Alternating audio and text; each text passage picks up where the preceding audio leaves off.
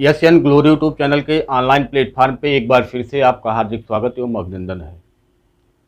BEd second year परीक्षा की तैयारी के क्रम में हम चर्चा कर रहे थे शिक्षण अधिगम सिद्धांत, जो आपका प्रथम प्रश्न पत्र है, हम चर्चा उस पर कर रहे थे। टॉपिक चल रहा था अभिक्रमित अनुदेशन।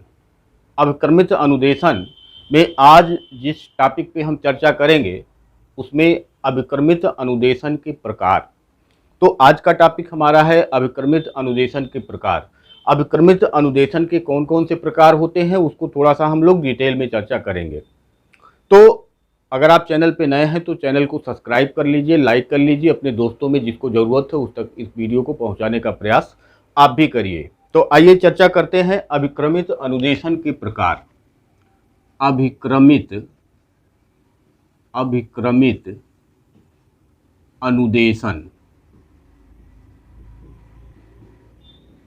के प्रकार। यदि हम प्रकार की चर्चा करें तो अभिक्रमित अनुदेशन जो होता है वो 3 प्रकार का होता है।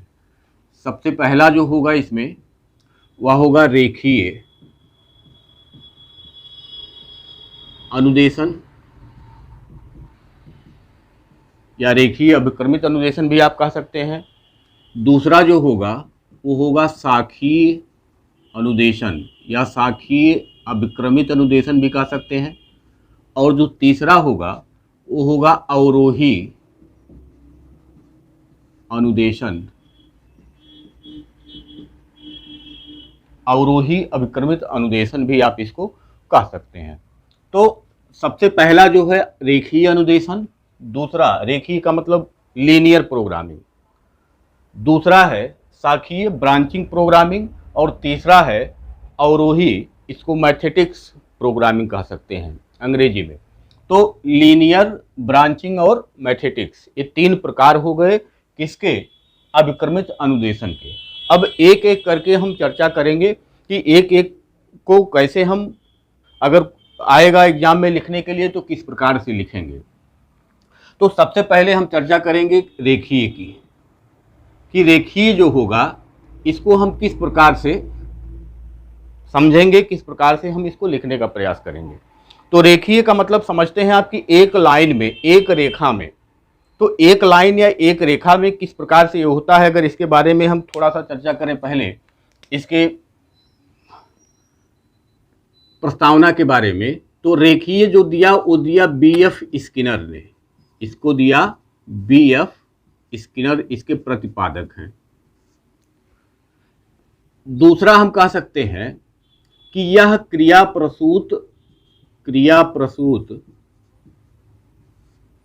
अधिगम का सिद्धांत जो है स्किनर का, उसी पे ये आधारित है। अधिगम सिद्धांत पर ये आधारित है। आपने पढ़ा होगा फर्स्ट ईयर में, क्रिया प्रसूत अधिगम सिद्धांत जो स्किनर ने दिया है उसी पर यह आधारित है। इसमें इन्होंने कहा कि मानव को हम इच्छित व्यवहार, इच्छित का मतलब जो हम चाहते हैं, इच्छित व्यवहार सिखा सकते हैं।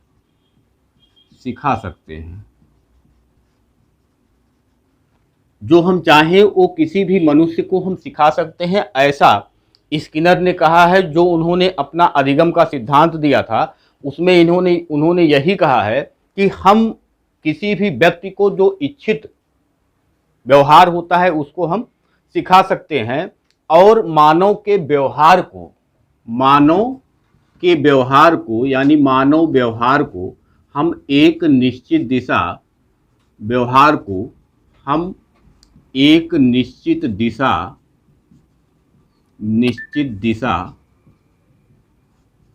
दे सकते हैं। मानव व्यवहार को हम एक निश्चित दिशा दे सकते हैं। इस रेखीय अनुदेशन को, रेखीय अभिक्रमित अनुदेशन को हम कह सकते हैं बाह्य अनुदेशन भी कहते हैं। बाह्य अभिक्रमित अनुदेशन के नाम से भी इसको हम जानते हैं। बाह्य अभिक्रमित अनुदेशन इसलिए इसको कहा जाता है क्योंकि इस पे जो पूरा नियंत्रण होता है वह शिक्षक का होता है, ना कि बच्चे का होता है। अब शिक्षक का कैसे होता है इसको अभी आगे हम चर्चा कर रहे हैं, तो आपको पता चल जाएगा कि क्यों इस पे शिक्षक का जो है वो ज़्यादातर जो कार्य होता है वो शिक्षक ही करता है, और उसी रास्ते पे बच्चा केवल जाने का कार्य करता है, इसलिए बाहर से नियंत्रण होता है, इसलिए इसको हम कहते हैं कि बाह्य अभिक्रमित अनुदेशन। इसके अलावा इसमें छात्र एक निश्चित क्रम में या निश्चित पदों को पार करता हुआ अंतिम व्यवहार तक पहुंचता है। तो इसमें होता क्या है कि छात्र जो होता है वह निश्चित क्रम या पदों को पार करते हुए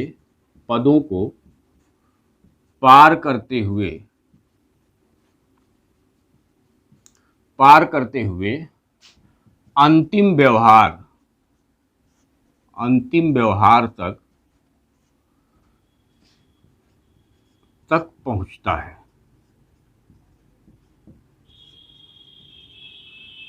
तो ये तो मोटी मोटी बातें इसकी हो गई। जो आपको जानना है कि रेखीय प्रोग्राम होता क्या है, तो हम कहेंगे कि रेखीय प्रोग्राम जो होता है उसको बीएफ स्किनर ने दिया। जो रेखीय प्रोग्राम है वो आधारित किस पे है, तो स्किनर के क्रिया प्रसूत अधिगम सिद्धांत पर आधारित है। क्रिया प्रसूत अधिगम सिद्धांत कहता क्या है कि मानव को हम कोई भी इच्छित व्यवहार सिखा सकते हैं, बस उसके लिए एक दिशा हमको हम उसको देंगे, और उस दिशा को, उस व्यवहार को उसके अंदर उतारने के लिए, उसके अंदर लाने के लिए एक निश्चित दिशा हम उसको देंगे, और उसी दिशा पे जा करके वह निश्चित व्यवहार सीख लेगा। उसके बाद बाह्य अभिक्रमित अनुदेशन क्यों कहते हैं, क्योंकि इस पे पूरा जो नियंत्रण होता है इस प्रोग्राम पे वह शिक्षक का होता है, इसलिए इसको बाह्य अभिक्रमित अनुदेशन के नाम से भी हम जानते हैं। उसके बाद छात्र निश्चित क्रम पदों को पार करते हुए अंतिम व्यवहार तक पहुंचता है, इसीलिए क्योंकि ये छात्र निश्चित क्रम को पार करते हुए, इसीलिए इसको हम कहते हैं लीनियर प्रोग्राम या रेखीय अनुदेशन सिद्धांत इसको हम बोलते हैं। अब इसके रेखाचित्र के माध्यम से हम आइए इसको समझने का प्रयास करते हैं। आइए इसको अब रेखाचित्र के माध्यम से हम समझने का प्रयास करते हैं। सबसे पहले इसमें कुछ फ्रेम दिए होते हैं, जैसे मान लीजिए कि ये फ्रेम है, इस टाइप से ये फ्रेमिंग किया रहेगा। आपको हम पहले ही समझा चुके हैं कि फ्रेम किस प्रकार से होगा, तो इस फ्रेम में क्या क्या होगा, तो इसको हम पहले ही आपको समझा चुके हैं। जब इसकी शुरुआत हमने किया था तभी आपको हमने ये सिखाया था कि ये किस प्रकार से होगा। अब यहाँ से ये फ्रेम नंबर 1 है, ये फ्रेम नंबर 2 है, ये फ्रेम नंबर 3 है, ये फ्रेम नंबर 4 है। ये इस प्रकार से बहुत सारे फ्रेम हो सकते हैं, जितने की ज़रूरत हो उतनी फ्रेम आप तैयार कर सकते हैं। उसके बाद यहाँ पे ये पूर्व व्यवहार है बच्चे का, यानी बच्चा अभी यही है, पूर्व व्यवहार पे है, और यहाँ से ये जाएगा किस पे, F1 पे जाएगा। F1 पे जाएगा, इसको पढ़ेगा, इसी पे क्वेश्चन होगा, इसी पे आंसर होगा, फिर उसके बाद वो दूसरे पे जाएगा, फिर तीसरे पे जाएगा, फिर चौथे पे जाएगा। इस तरीके से वह पार करता हुआ अपने अंतिम व्यवहार, यानी कि जो उसने सीख लिया, अब जो भी उसके अंदर आ गया, व्यवहार में बदलाव आ गया, वो अंतिम व्यवहार हो गया। इस प्रकार से वह अंतिम व्यवहार पे पहुंच जाएगा। अब आप देख रहे हैं चूंकि कि ये निश्चित पदों को पार करता हुआ अपने अंतिम व्यवहार पे पहुंचेगा, निश्चित पदों को पार करता हुआ। फ्रेम 1 पढ़ेगा, इसमें 3-4 लाइन में कुछ इंस्ट्रक्शन दिए रहेंगे, या जो क्वेश्चन नीचे दिया गया है उससे संबंधित कुछ चीज़ें वहाँ रहेंगी, उसी को बच्चा जाके पढ़ेगा। अब 3-4 लाइन में चूंकि छोटा छोटा भाग कर दिया गया, इसे 3-4 लाइन पढ़ने में दिक्कत नहीं होगी। एक चीज़ यहाँ और आप जानिए कि ये जो रेखीय प्रोग्राम होता है ये सामान्य बालकों के लिए ज़्यादा उपयोगी है। जो सामान्य बालक होते हैं उनके लिए ये ज़्यादा उपयोगी है। तो सामान्य बालक है, 3-4 लाइन में कुछ उसको अनुदेशन दिया रहेगा, उसी अनुदेशन को जा करके वह बच्चा पढ़ेगा, और उसको पढ़ने के बाद क्वेश्चन यही नीचे रहेगा, बहुविकल्पीय टाइप का क्वेश्चन रहेगा, उसका आंसर जा करके बच्चा देगा। अब इसमें ये मान के चला जाता है कि बच्चा जो है वो त्रुटि नहीं करेगा, क्योंकि चूंकि 3-4 लाइन में ही उसको अनुदेशन दिया जाता है, तो 4 लाइन पढ़ के उसको समझना आसान होता है। तो उससे संबंधित जो प्रश्न दिए गए होंगे, ऐसा मान के चला जाता है कि बच्चा जो है वो गलती नहीं करेगा, और वो फिर दूसरे फ्रेम पे जाएगा, यहाँ जो इंस्ट्रक्शन होगा उसको पढ़ेगा, फिर उससे संबंधित उत्तर देगा, फिर तीसरे पे जाएगा, इसको पढ़ेगा, उससे संबंधित उत्तर देगा, फिर चौथे पे जाएगा, वहाँ पढ़ेगा, उससे संबंधित उत्तर देगा, और वह इस तरीके से पूर्व व्यवहार से, इस फ्रेमों से होते हुए वह अंतिम व्यवहार तक पहुँच जाता है, और उसके व्यवहार में जो परिवर्तन लाना होता है, इस तरीके से उसके व्यवहार में परिवर्तन लाया जाता है।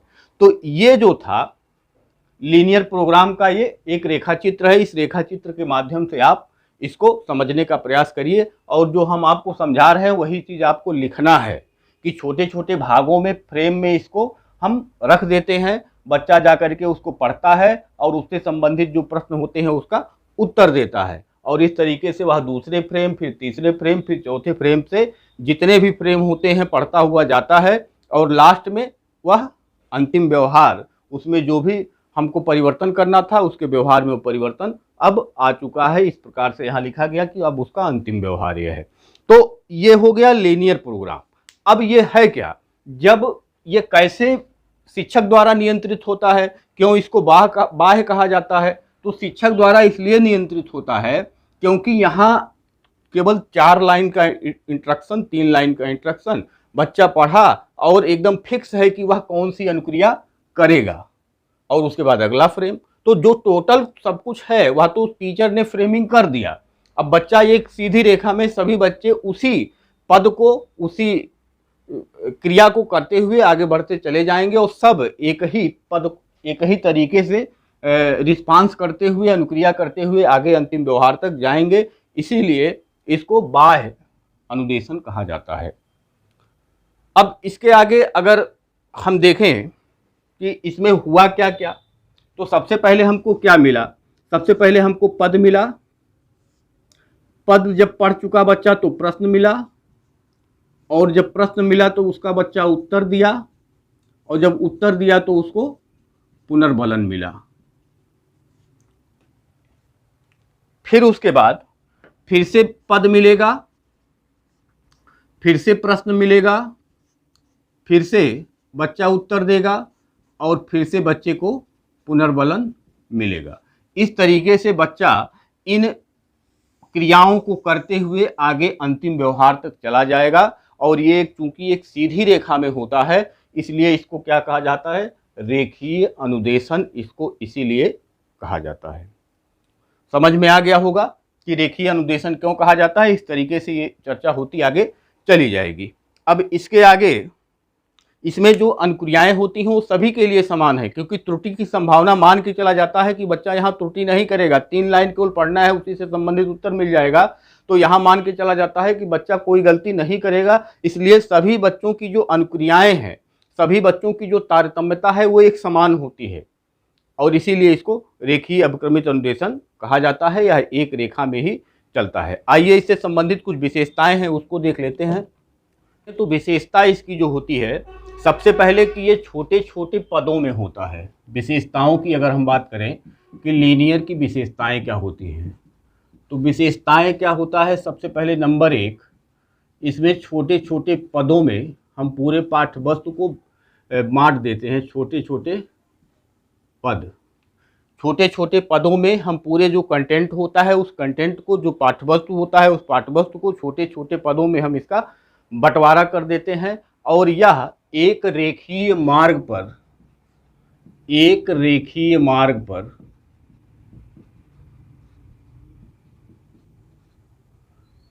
हम पूरे कंटेंट को ला करके जब उसके छोटे छोटे पार्ट करते हैं, तो उसको हम करते क्या है कि एक रेखीय मार्ग पर सारे जो पद होते हैं उसको हम ला के व्यवस्थित कर देते हैं। उसके बाद सही अनुक्रिया अगर बच्चा करता है तो उसको पृष्ठपोषण प्राप्त होता है। बच्चा जब सही अनुक्रिया करेगा तो उसको क्या मिलेगा? पृष्ठपोषण मिलेगा, और इस पृष्ठपोषण से वह उत्साहित होकर के फिर वह अगले फ्रेम पे जाएगा। अगले फ्रेम पे वह कंटेंट जो भी होगा उसको पढ़ेगा और फिर से उसका उत्तर देगा। इस तरीके से यह सभी चलता रहता है। सभी के लिए समान रूप से जो मार्ग होता है, सभी के लिए वो समान होता है। मार्ग जो होता है इसमें सभी के लिए समान है। जो मार्ग है वो सभी के लिए समान है। और पांचवा हम कह सकते हैं कि इसमें जो त्रुटि होती है, त्रुटि की जो संभावना है वो हम पहले ही आपको बता चुके, कम होती है। त्रुटि की संभावना कम होती है। और त्रुटि की संभावना कम क्यों होती है? क्योंकि जब 3 लाइन 4 लाइन का ही इंस्ट्रक्शन मिलेगा हमको, तो 4 लाइन में जो कुछ भी चीज़ें हैं उसको हम अच्छे से पढ़ लेंगे, तो उसी से संबंधित जो प्रश्न पूछे जाएंगे तो उसका उत्तर हम सही सही दे ले जाएंगे, तो गलती की संभावना नहीं के बराबर होगी। अगला कि ये मनोवैज्ञानिक सिद्धांत पे आधारित है। ये मनोवैज्ञानिक सिद्धांत पर आधारित है। और फिर हम कह सकते हैं इसमें कि जब ये मनोवैज्ञानिक सिद्धांत पे आधारित होगा तो बच्चा स्वगति से ही सीखेगा। बच्चा जो है वह अपनी गति से, स्वगति से, मनोविज्ञान कहता क्या है कि बच्चे के नेचर के हिसाब से ही उसको शिक्षा दिया जाए, तो स्वगति से बच्चा सीखता है। तो यहाँ हम कह सकते हैं कि मनोवैज्ञानिक सिद्धांत होने के नाते बच्चा स्वगति से सीखता है। और फिर आठवां कह सकते हैं कि ये सामान्य छात्रों के लिए ज़्यादा उपयोगी है। जो सामान्य छात्र होंगे उनके लिए यह प्रोग्रामिंग जो है वो ज़्यादा उपयोगी, महत्वपूर्ण है। छात्र जो है वो क्रियाशील रहता है। छात्र जो है वह क्रियाशील रहता है क्योंकि उसी को सब कुछ यहाँ करना है। छात्र क्रियाशील रहता है, वही अनुक्रिया कर, वही पढ़ता है, वही अनुक्रिया करता है, वही अपने उत्तर की जांच भी करता है। तो छात्र क्या होता है, वह क्रियाशील रहता है। और यह जो फ्रेमिंग है वह क्या है, ये परंपरा से हट करके है। परंपरा से हटकर ये पूरा सिस्टम डेवलप किया गया। इसके पहले वही था कि व्याख्यान विधि, आए पढ़ाए चले गए, लेकिन ये परंपरा से हटके है। इसमें शिक्षक की ज़रूरत थी नहीं, शिक्षक ने फ्रेमिंग कर दिया और बच्चे के सामने रख दिया। बच्चा अपना पढ़ेगा, अपना उत्तर देगा, अपना पुनर्बलन प्राप्त करेगा और आगे वह इस तरीके से पढ़ता हुआ चला जाएगा। अब इसकी जो कुछ लिमिटेशन है, अगर हम लिमिटेशन की चर्चा करें, सीमाओं की चर्चा करें, इसकी सीमाओं की अगर हम चर्चा करें तो सबसे पहले हम कह सकते हैं कि ये छोटे बच्चों के लिए उपयोगी नहीं है। छोटे बच्चों के लिए उपयोगी नहीं। फिर हम कह सकते हैं कि ये जो प्रतिभाशाली बालक होते हैं, प्रतिभाशाली बालक जो होते हैं उनके लिए भी ये उपयोगी नहीं है। क्यों? क्योंकि वो तो तेज हैं और उनको जब 2 ही 3 लाइन मिलेगा पढ़ने के लिए तो उनको आगे चल करके वो बोरियत महसूस होगा। अगला हम कह सकते हैं कि यह जो है बालकों की आवश्यकता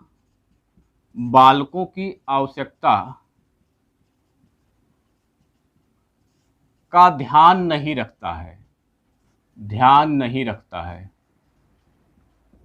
बालकों की आवश्यकता का ध्यान नहीं रखता है क्योंकि सबके लिए तो एक ही प्रोग्राम सेट हो गया, फ्रेम सेट हो गया, तो सबके लिए है। चाहे वो कमजोर बालक हो, चाहे वो सामान्य बालक हो, चाहे वो प्रतिभाशाली बालक हो, तो सबके लिए एक समान, यानी किसी की आवश्यकता का ध्यान नहीं, किस बच्चे को क्या आवश्यकता है इसमें ध्यान नहीं रखा जाता है। या जो तथ्यात्मक पाठ्य वस्तु होता है, तथ्यात्मक जो पाठ्य वस्तु होता है जिसमें फैक्ट होते हैं,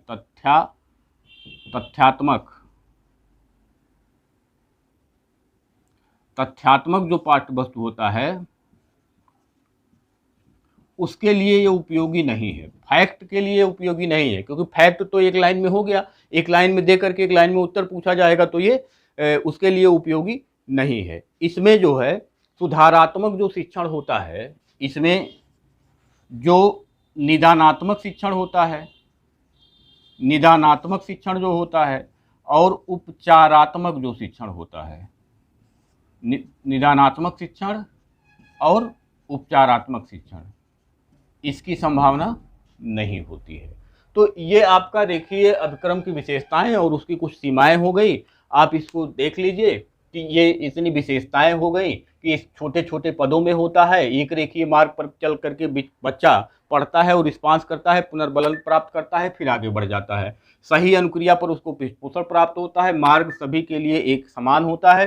त्रुटि की संभावना इसमें कम होती है क्योंकि 3-4 लाइन में ही सारे कंटेंट दे दिए जाते हैं। ये मनोवैज्ञानिक विधि पे आधारित है। यह बच्चा अपने स्वागत से ही इसको सीखता है और सामान्य छात्रों के लिए ये उपयोगी है, लेकिन जो प्रतिभाशाली छात्र हैं उनके लिए उपयोगी नहीं है। छात्र इसमें क्रियाशील, निरंतर क्रियाशील रहता है और यह परंपरा से हट करके ही इसका फ्रेमिंग किया जाता है, क्योंकि उसके पहले जो आप देखेंगे वहाँ शिक्षक का होना जरूरी होता था, लेकिन इसमें शिक्षक का होना जरूरी नहीं है। सीमाओं की बात करेंगे तो छोटे बच्चों के लिए उपयोगी नहीं है, क्योंकि छोटे बच्चे इंस्ट्रक्शन को पढ़ करके उसका उत्तर नहीं दे पाएंगे, या जो कंटेंट होगा उसको पढ़ के उसका उत्तर नहीं दे पाएंगे। प्रतिभाशाली बालक जो है उनके लिए उपयोगी नहीं है, क्योंकि 3-4 लाइन पढ़ के वो धीरे धीरे बोर हो जाते हैं और आगे पढ़ने का उनका इच्छा नहीं होता है। बालकों की आवश्यकता को ध्यान में नहीं रखा जाता है, क्योंकि सबके लिए एक ही फ्रेम की व्यवस्था की गई है, अलग अलग फ्रेम की व्यवस्था नहीं है। तथ्यात्मक पाठ्यवस्तु के लिए उपयोगी नहीं है, जो फैक्ट होते हैं उनके लिए उपयोगी ये नहीं है। और फिर निदानात्मक और उपचारात्मक शिक्षण की व्यवस्था रेखीय अभिक्रम अनुदेशन में नहीं है। तो ये था रेखीय अभिक्रम अनुदेशन। आगे के क्लास में हम चर्चा करेंगे कि शाखीय अभिक्रम अनुदेशन और मैथेटिक्स अभिक्रम अनुदेशन क्या है और उसकी विशेषताएं क्या है। इस पे चर्चा आगे की क्लास में होगी। धन्यवाद।